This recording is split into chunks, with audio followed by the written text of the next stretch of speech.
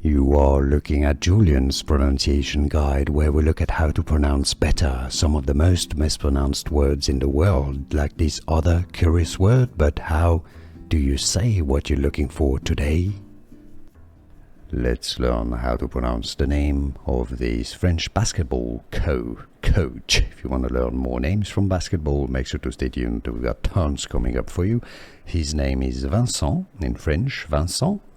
Could say Vincent, but it's more Vincent, silent T.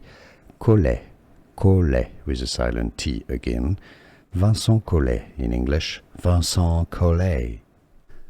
Here are more videos on how to pronounce more confusing words and names too many mispronounced. Like this video if you found it useful. I appreciate your support. I'll see you soon and thanks for watching.